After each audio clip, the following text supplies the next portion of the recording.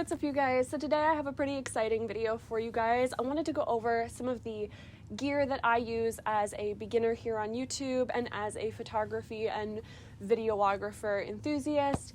And I wanted to share that information with you because I do get quite a lot of comments, and they are some of my favorite comments. I will put some on the screen. Where people are talking about the quality of my videos and things like that, and those comments really just warm my heart and really make me feel special and nice because I do put so much effort into things like cinematography and B-roll. I put so much effort into those things, as well as just constantly improving the quality of my videos, and I have a few pieces here that I think could really help you guys if you guys are thinking about starting a channel, or you already have a channel and you are maybe small like me and just getting started and want to know some good things. I've been working with DSLRs and cameras since about 2015, so I do have a little bit of knowledge when it comes to them. And as always, if you guys aren't already a subscriber of the channel, I would love to have you. I focus on DIY and fashion content. Let's be real, it's mostly fashion. And I would love to have you along for the ride. So hit that subscribe button down below if this is something that you would like to continue seeing from me. Chit chat videos. I love getting to know you guys and chatting with you in the comments below. So definitely let me know some things. If you are a YouTuber, let me know some things that you cannot live without in terms of gear, or let me know something that maybe you are hoping to get in the future. So yeah, let's jump right on in and get started with some of the most basic supplies that I use as a beginner on YouTube. The first thing that I want to talk about in terms of gear is one of the most basic pieces of tech that I feel like everybody these days owns. It's not a DSLR camera, we'll get to that later. It's not even a tripod. It's a cell phone. So here I have the iPhone X. This is the phone that I have. I love this phone. I think it performs really well. I use it currently to record audio. I own a couple of different microphones, but the iPhone for me is easy. It's simple. You just have to, hit a voice memo and you're good to go. That is the easiest way, in my opinion, to capture audio. I have much higher quality mics than this, but they are a lot more inconvenient to use. So something like this is really nice and easy, especially for audio, and the newer iPhones as well shoot in 4K, and it just really takes the quality to a whole new level in terms of vlogging and digital shooting. You no longer really need a camera to do those things if you have one of these newer smartphones. So I think that is a really great piece of tech equipment. These days people can be entire photographers and videographers using nothing but a phone. So that's really cool, and I love that the tech there is developing. As far as cameras, I would love to show you physically the camera that I'm shooting on right now, as well as the lens, which you will be seeing B-roll through all of this of everything in detail, so you will not be confused. Everything also will be linked in the description below, so you can follow along, and if you are interested in purchasing similar gear to mine, you can, because it'll all be listed down below. So the camera body that I'm currently using to shoot is the Canon Rebel T8i. It's stunning and I love it, and I have captured so many beautiful images and videos on my Canon cameras. I'm pretty loyal to Canon just because that's what all my lenses are compatible with at the moment. I want to talk next about the basic lenses that I use, and the first one I want to talk about is the basic kit lens that the Canon cameras come with, at least the Canon Rebels. This is the Canon 18 to 55 millimeter shooting lens. This is a really nice automatic zoom and automatic focus lens, and what I really like about this lens in particular, despite the sort of more bulky size in comparison to the other lenses I'm going to show you today, this one is a really nice lens. They all offer stabilizing as well as autofocus, but the thing I like the most about this lens that you won't see with the lens that I currently have on my camera, as well as the next lens I'm going to show you, is when this one zooms in, you don't hear it when you're recording. So that is something that I really like. That way, if I have to use the audio straight from the camera, you don't hear that mechanical clicking sound. Another lens that I am quite fond of is this pancake lens by Canon. This is the EFS 24 millimeter. This is a sort of wide angle lens. It's a multi-purpose lens. I use this all the time for my shots, and it's a nice basic kit lens, and it's not too expensive. I don't have any lenses that are over $1,000. I think most of them are in the $200 to $300 range, including the one I'm about to talk about next. But this one, I believe, was in the $200 range. The next lens I want to talk to you about is actually currently on the camera recording this right now, and this is the newest lens that I've introduced to my repertoire and the one that I have sort of begun to use over all of my other lenses, including the ones I just talked about. This lens is amazing. If you are like me and you are just trying to film in one room, it can be difficult to do because if you want the background to blur out really nicely, you have to be standing a certain amount of feet away from your background to get the camera to do that.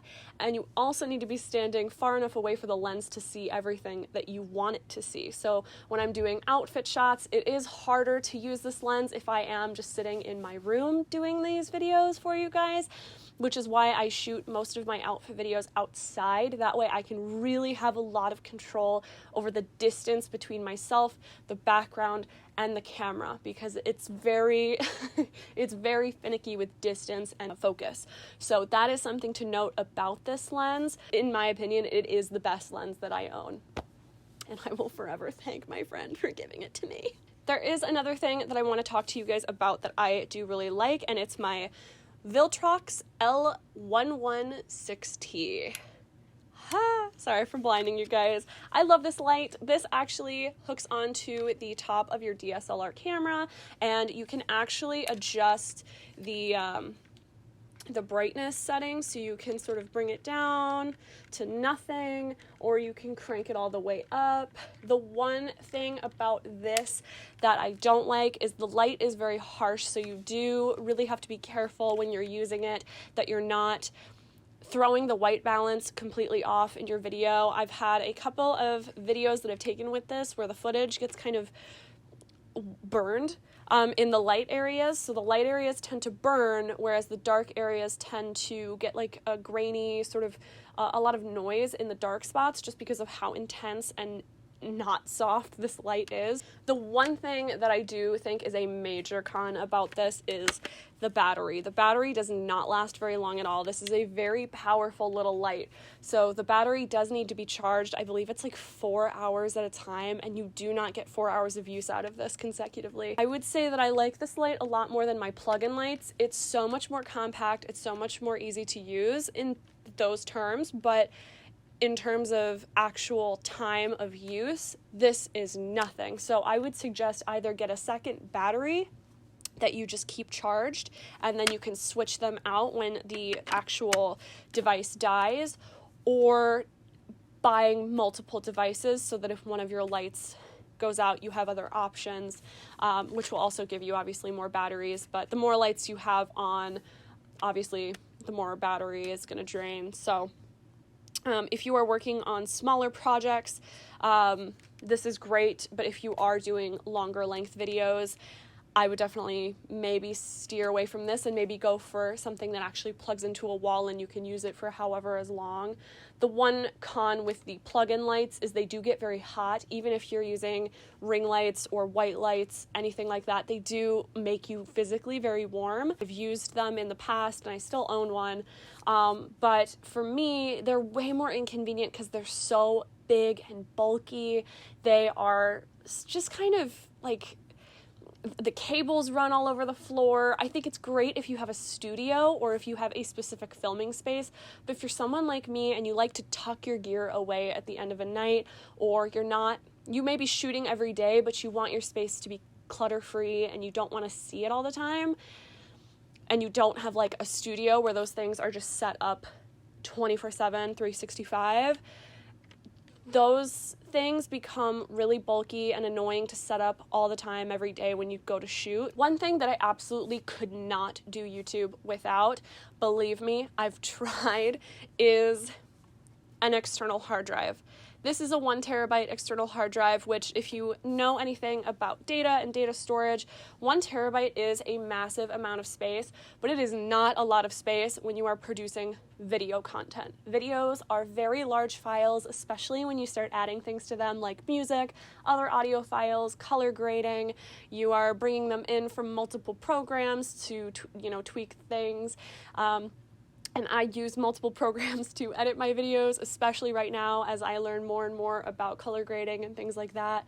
I'm becoming more advanced with my video making, so therefore the videos are taking up more and more space. So hard drives are something I have quite a lot of. One of the last things I want to talk to you guys about today is a nice pair of headphones. So these are noise canceling headphones from Target. Again, they will be linked in the description below. First of all, stylistically, I love that these are this beautiful forest green color. These are just so visually beautiful. They are by the brand Heyday, which is, I believe, a Target exclusive tech brand. But I really like these in terms of comfort and style. They are really pretty.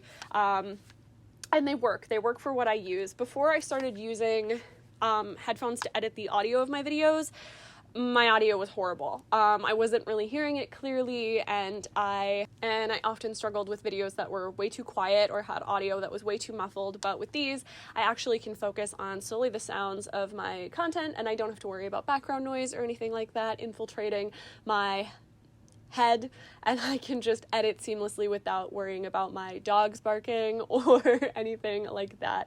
The one thing I do also like about them is they are both Bluetooth capable as well as cord capable. So this cord does plug into my Mac desktop, which I guess is another supply that I use for my content. But it's just a regular, audio jack attachment. But you don't have to use this. You can use the Bluetooth function. I want to talk about two sort of honorable mentions that I couldn't show you on camera because they were either in use or not around, but I want to introduce you to my newer, that's the brand name, newer stabilizer for my camera. This is great when I don't want to use a tripod and I want some sort of natural shake to my videos, but I don't want to just hold the camera because it's too shaky. This is a great stabilizer to use and pretty inexpensive as well. And of course, my tried and true Velbon Tracer 301 tripod. This is a great little tripod. It's a nice, lightweight aluminum tripod that is amazing for, especially indoor shooting. It is quite light, so I wouldn't trust it in windy weather, but this is the tried and true for me. I do just want to thank you guys so much for watching this video and for leaving me such amazing comments about my editing and about my videos and my content in general. And, you guys make me feel so good and so nice, and I just love hearing from you and interacting with you guys. So definitely leave me a comment as well. I love responding to you guys on my channel, and I'm so excited. We are so close. When I'm at the point of filming this, we're so close to 300. I didn't even really get to celebrate 200 because we just blew up. We went from we struggled to get to 200. We did. But after we got to 200, it's just been every single day is like another 50 people show up. So thank you so much if you have subscribed, and if you haven't, welcome to my channel. I'm Josie, and I would love it if you subscribed and you joined me here on this little YouTube journey of mine. Please subscribe. As always, thank you so much for watching on a serious note, and I'm so excited to have you if you decide to subscribe. Definitely let me know in the comments below what your favorite piece of tech equipment is. Even if you don't make content, what's something that you couldn't live without in your daily life or for your job? Stay well until next time. Bye!